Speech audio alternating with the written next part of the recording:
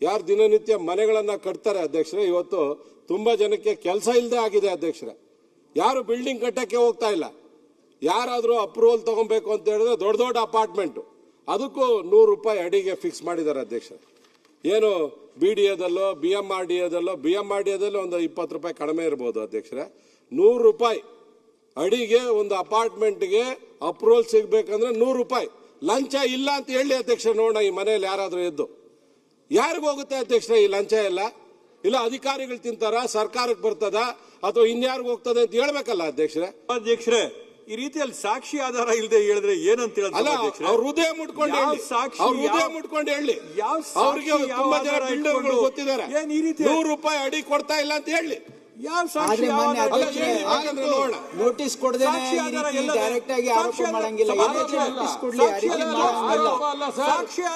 ತೋರಿಸಬೇಕು. ಒಂದ್ ನಿಮಿಷ ಇರಪ್ಪ, ನೀನು 21 ಲಕ್ಷ ಕೋಟಿ ಸಾಕ್ಷಿ ಆದ್ರೆ ಎಂಪಿಗೆ ಹೋಗ್ಬಿಡಪ್ಪ. ನೀನು ಸಾಕ್ಷಿ ಆಧಾರ ತೋರಿಸಿದೀವಿ. ಚರ್ಚೆ ಮಾಡಬೇಡಿ ಸತೀಶ್ ಅವ್ರು ಏನಂತಾರೆ, ನೀವು ಎಲ್ಲಿಗೆ ಅದು ಬಂದು ಆಧಾರದ ಇಲ್ಲದೆ ಅಂತ ಹೇಳ್ತಾರೆ ಅಷ್ಟೇ. ನಾನು ನಿಜ ಮಾತಾಡ್ತಾ ಇದ್ದೀನಿ ಸರ್. ಅವ್ನು ಹೇಳ್ತಾರೆ ಗಾಂಧೀಜಿ ಮೇಲೆ ಆಣೆ ನಿಜ ಮಾತಾಡ್ತಾ ಇದ್ದೀನಿ ಸರ್, ಸುಳ್ಳು ಮಾತಾಡ್ತಾ ಇಲ್ಲ. ಆಯ್ತು, ಮುಂದುವರಿಸಿ.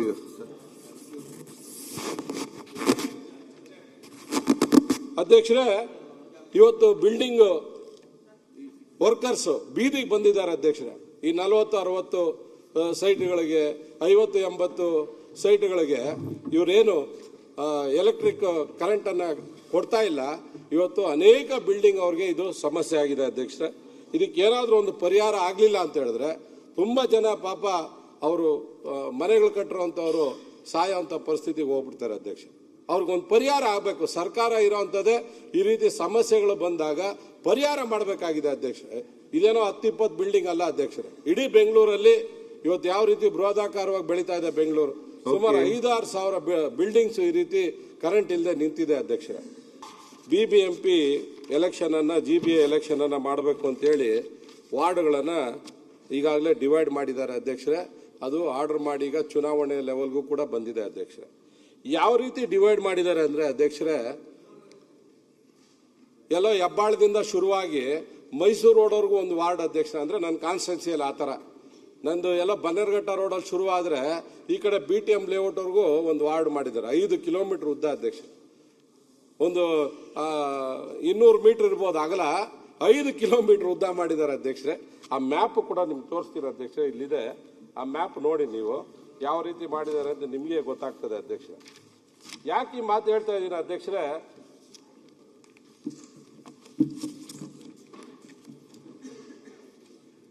ಈ BBMP GBAದವರು ಈ ಎಲ್ಲ ಮ್ಯಾಪ್ಗಳನ್ನು ಮಾಡುವಾಗ ಅಧ್ಯಕ್ಷರೇ ನಮ್ಮನ್ನ ಯಾರು ಕೇಳಲ್ಲ.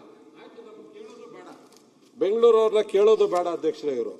ಆದ್ರೆ ಕಂಪ್ಲೇಂಟ್ ಕೊಟ್ಟಿರ್ತೀವಲ್ಲ ಅಧ್ಯಕ್ಷರೇ, ಎಲೆಕ್ಷನ್ ಕಮಿಷನ್ ಕಂಪ್ಲೇಂಟ್ ಕೊಟ್ಟಿರ್ತೀವಲ್ಲ, ಅದನ್ನು ಅಡ್ವಾಂಟೇಜ್ ತಗೊಂತಾರೆ ಅಧ್ಯಕ್ಷರೇ. ಒಂದ್ಸರಿ ಕಂಪ್ಲೇಂಟ್ ಕೊಟ್ಟ ಮೇಲೆ ನಾವು ಅದು ಪ್ರಾಬ್ಲಮ್ ಸಾಲ್ವ್ ಆಗಬೇಕು. ವಾರ್ಡ್ದು ಬೌಂಡ್ರಿ ಈ ತರ ಮನೆಗಳ ಮೇಲೆ ಕಟ್ ಮಾಡಿದ್ದಾರೆ. ಅಟ್ಲೀಸ್ಟ್ ರೋಡ್ ಆದ್ರೂ ಇರ್ಬೇಕಲ್ಲ ಅಧ್ಯಕ್ಷರೇ.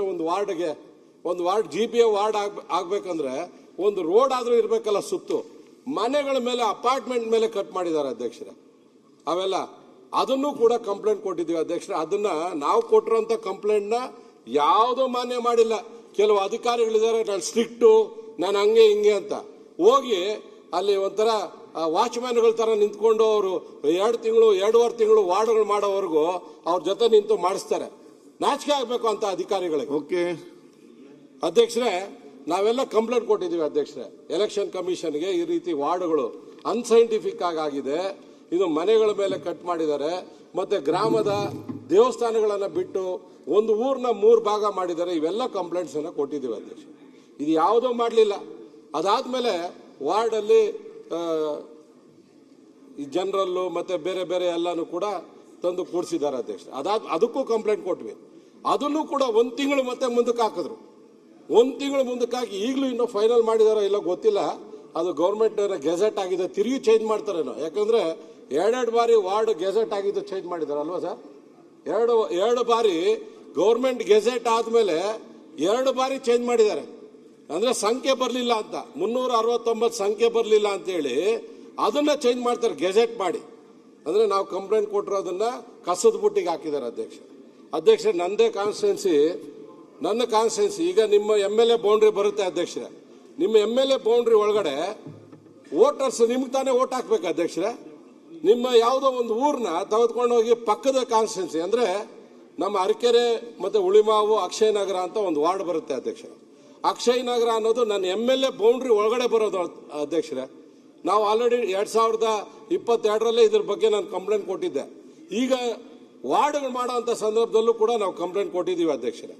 ಆ ವೋಟರ್ಸ್ ಪಕ್ಕದ ಕಾನ್ಸ್ಟಿಟ್ಯೂನ್ಸಿಗೆ ಹೋಗಿ ವೋಟ್ ಹಾಕ್ತಾ ಇದ್ದಾರೆ ಅಧ್ಯಕ್ಷರೇ. ಸುಮಾರು 4,000 ವೋಟರ್ಸ್ ಪಕ್ಕದ ಕಾನ್ಸ್ಟಿಟ್ಯೂನ್ಸಿಗೆ ಹೋಗಿ ವೋಟ್ ಹಾಕ್ತಾರೆ. ಹೆಂಗಾಗ್ತಾರೆ ಅಧ್ಯಕ್ಷರೇ? ನಾವು ಕಂಪ್ಲೇಂಟ್ ಕೊಟ್ಟಿದ್ದನ್ನ ಇದನ್ನ ಸರಿ ಮಾಡಬೇಕಾ, ಇದು ಬೇರೆ ರೀತಿಯಾದಂಥ ಕಂಪ್ಲೇಂಟ್ಸ್ನ ಸರಿ ಮಾಡಬೇಕಾ ಅಧ್ಯಕ್ಷರೇ? ಇವರು ಅಧಿಕಾರಿಗಳು ಎಷ್ಟು ಬೇಜವಾಬ್ದಾರಿ ಇದ್ದಾರೆ ಅಧ್ಯಕ್ಷರೇ. ಇವರು ಒಂದು ಕಾನ್ಸ್ಟಿಟ್ಯೂನ್ಸಿ MLA ಒಳಗಡೆ ಬರೋಂಥ ವೋಟರ್ಸ್ ಬೇರೆ ಕಾನ್ಸ್ಟಿಟ್ಯೂನ್ಸಿಗೆ ವೋಟ್ ಹಾಕ್ತಾ ಇದ್ರೆ ಸರಿ ಮಾಡಿ ಅಂತ ಕಂಪ್ಲೇಂಟ್ ಕೊಟ್ಟ ಮೇಲೇನು ಕೂಡ ಇವರು ಸರಿ ಮಾಡಲ್ಲ ಅಂದ್ರೆ ಈ ಯಾವ ರೀತಿ ಅಧ್ಯಕ್ಷರೇ ಇವ್ರಿಗೆ?